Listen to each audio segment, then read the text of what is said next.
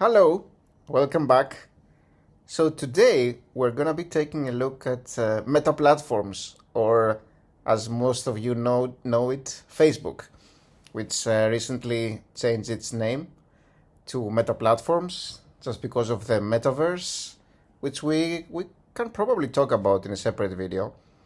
But for now, I want to stick with examining the company and evaluating whether it would be a good investment for somebody who would want to potentially acquire the stock, or if it's a better idea to actually sell it, or potentially even wait on it and see how the market reacts in the future and decide later. Now, obviously, I have to declare that all the advice that I'm giving here, it's basically not really advice. It's just my personal opinions, and I'm not a licensed analyst. So it's what I'm expressing here is basically opinions, and I do not actually ask anybody to buy anything. It's whatever you buy is under your will. And yeah, I just wanted to declare that we're just discussing here about what I feel about the stock, and I try to take a look at the financials and be as objective as possible. But it's it can be a matter of opinion in some situations, and I have to say that I do own Facebook since a while now, actually. And the reason why I bought it was basically its financials back then when I bought it. However, yeah, it totally depends to you. And as usual, we're gonna go deep into the financial reports and see whether it could potentially make a good investment for somebody. So let's take a bit of a look here.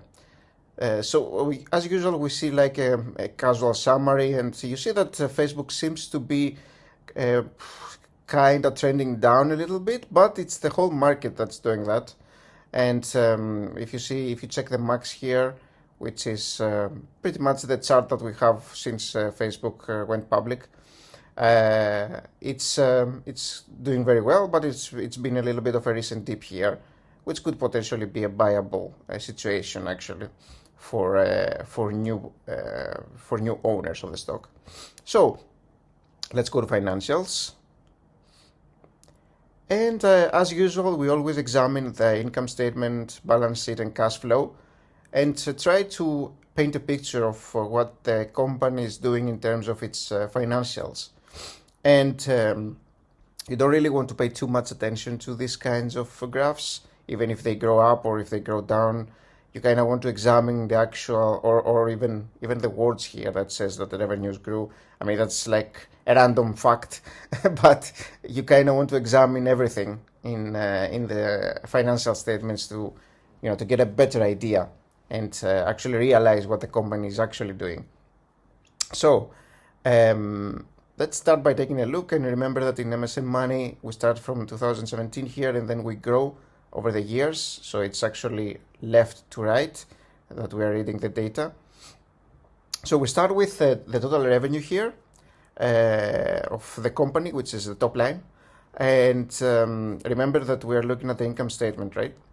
And it was 40 billion in 2017, went to 55 billion, 70 billion, 85 billion, almost 86. That's very healthy, very, very healthy. And it looks like the company is growing its revenues, which means that their basically business seems to be growing, which is a nice thing to see. And the cost of revenue here is kind of falling, which is normal.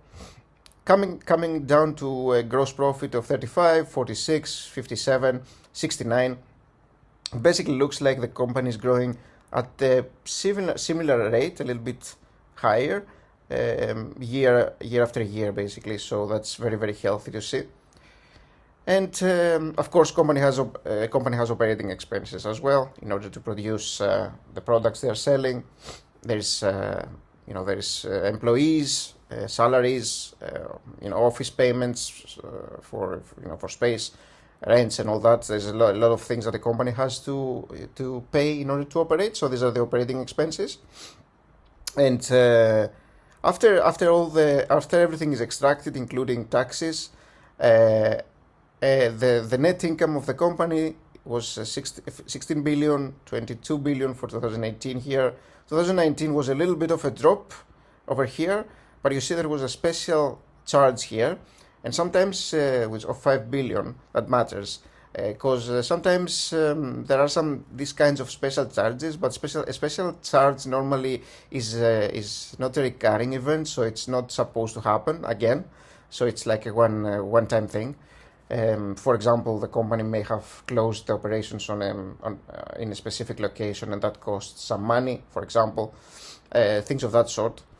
And so I wouldn't pay that much attention, really. And then net income again went back to, and much higher actually, to 29 billion here, which is great. You can also examine the quarterly, just because we had data for 2020. If you want to take a look at the most recent quarters here, which is Q4 of 2020 and then the first 3 quarters of 2021, you can take a look at those here. Just examine the total revenue here, which is on par with what we have seen, basically very, very normal results here. The whole trend seems to be continuing upwards, with a net income of pretty close to each other. And remember, these are quarters, so you wouldn't expect to see every quarter basically having increasing revenues and increasing net income. That doesn't generally happen. Quarters are different. Let's go back to the annual. The income sheet looks very fair to me. Nothing out of the ordinary. Now the balance sheet, the total current assets. This is what we're examining here. Basically, the total current assets of the company, the total non-current assets of the company, and the liabilities, the current and the non-current liabilities. Basically, what's the balance sheet is all about. And in case you're not aware, the total current assets of the company and current liabilities of the company refer to, so assets would refer to things that the company receives and owns that can be converted to money in the next 12 months, basically. So it's short-term cash equivalents, as we call them. So, for example, it could be a bond that expires in 3 months. That is a short-term cash equivalent. That's a current asset. Inventories, for example, as you see here, is a current asset potentially. So cash, of course, and all these are actually receivables, which is like money that we are supposed to receive in the next 12 months from people who have bought our services or companies who have bought our services. So these are the current assets, and as you see here, they are growing year over year. Again, 2017 to 2020, total current assets growing, and non-current assets also growing. So that's like long-term assets as well. And total current liabilities, they will grow, of course, as well. If there are assets, they tend to be liabilities as well. And what matters in the end is the total equity, which seems to be growing very, very nicely here. And it's actually seems to be increasing sort of a little bit, actually more than linearly. So it looks like it's doing really, really well in terms of equity here. So very, very, very nice balance sheet as well. And cash flow, which is eventually the most important thing, as I keep saying. I mean, cash flow and cash, especially from operating activities, is the lifeblood of an organization, of a company, just because it depicts how much money the company makes from its casual operations. So you want to pay special attention to that. However, there are many other things, of course, like debt, for example, could be a very important thing. And one thing, by the way, since I mentioned debt, I mean, there are lots of different ratios that you can examine, like current ratios and book to debt ratios, debt to book, ratios, which actually examine how much debt the company has when you compare it to the company's book value, for example, or when you compare it to a company's profit, for instance, could be another one, the earnings. So you have a lot of different metrics, but a very quick way to understand if a company would potentially be able to pay this kind of long-term or short-term obligations potentially is to examine the equity of a company, the equity of a company when compared to the liabilities of a company. So, for example, if you examine here, and we typically do it using the current assets and the current liabilities. This is called the current ratio. It's like the division between the current assets and the current liabilities.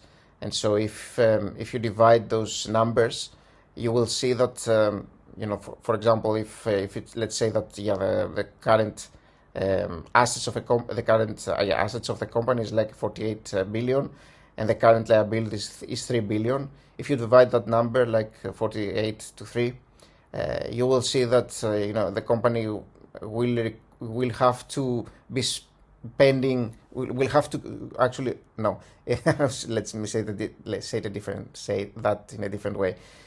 48 divided by 3 is about what, like 15, so or 16 actually.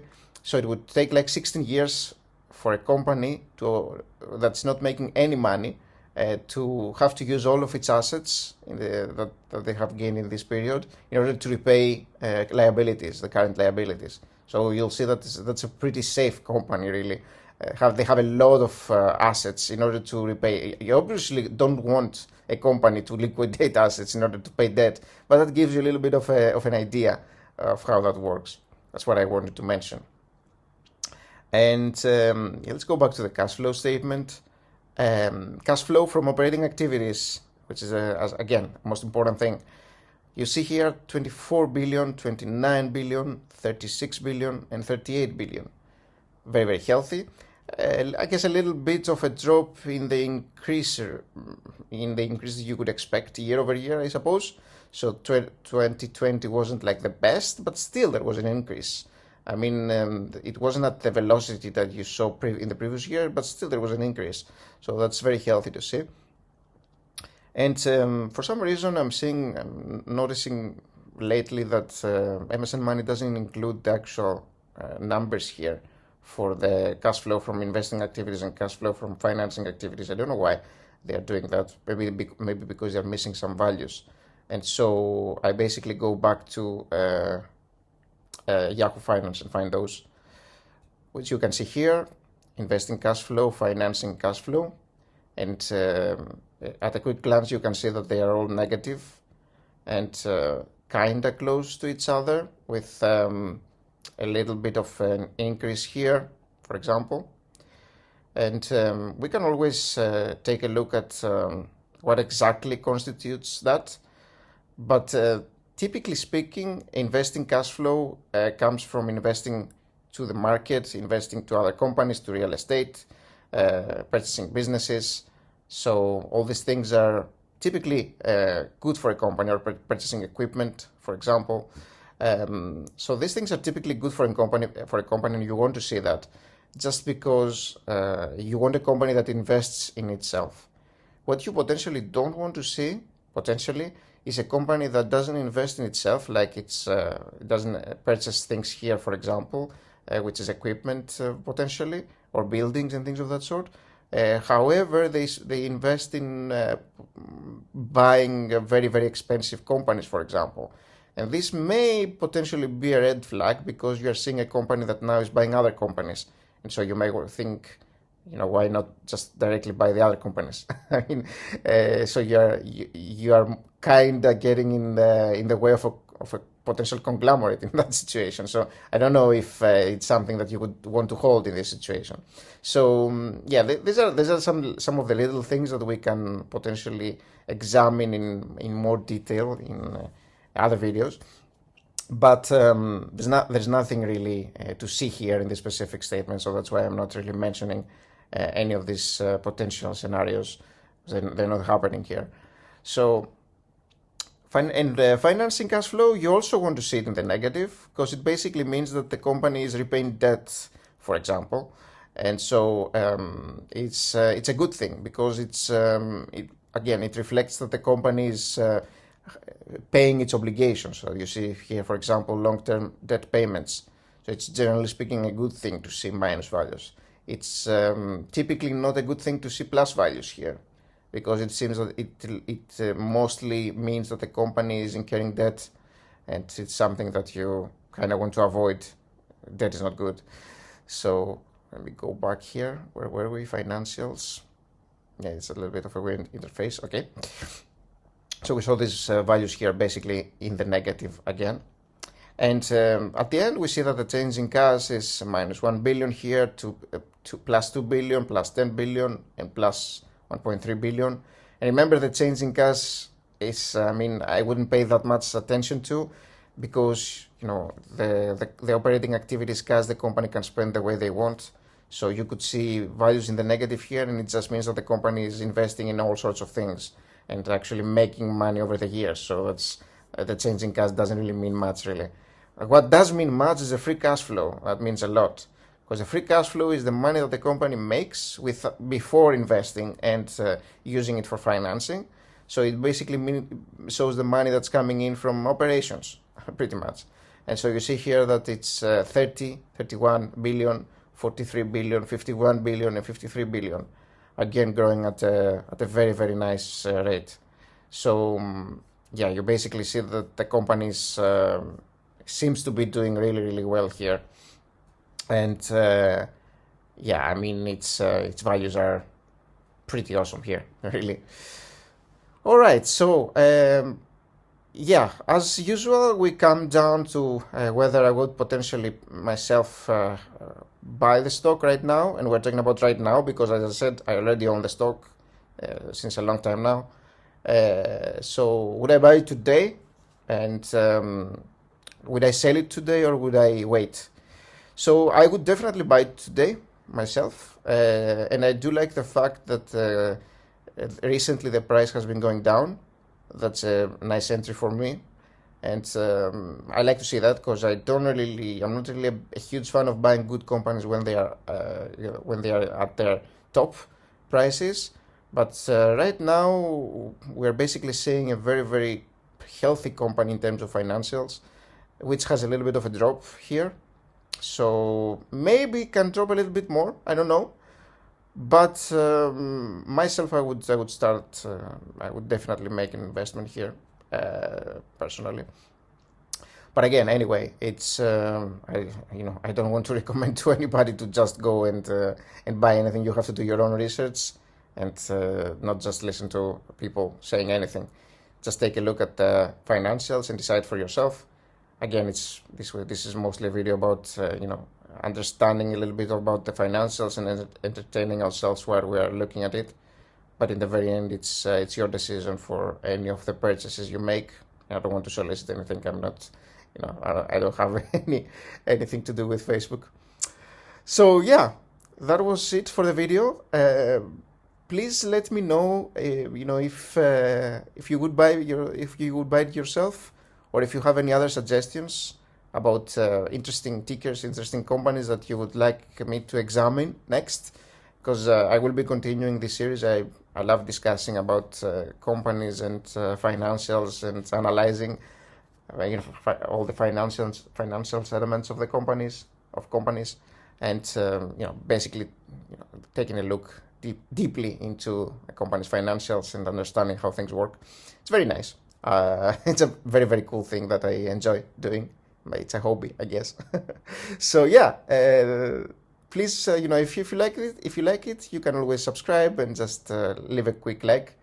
That would be very appreciated, because obviously these videos do take time, and I have to, take a look at the financials before I do this video and analyze it myself. So it does take a little bit of time. It's not a simple thing to do. But if that helps you, just leave a like and express that, and a comment, and to let me know what's to follow, what kind of company you would like me to talk about, would be awesome as well. So thank you for watching, guys, and I hope you had a good time. and go make some money. Bye bye.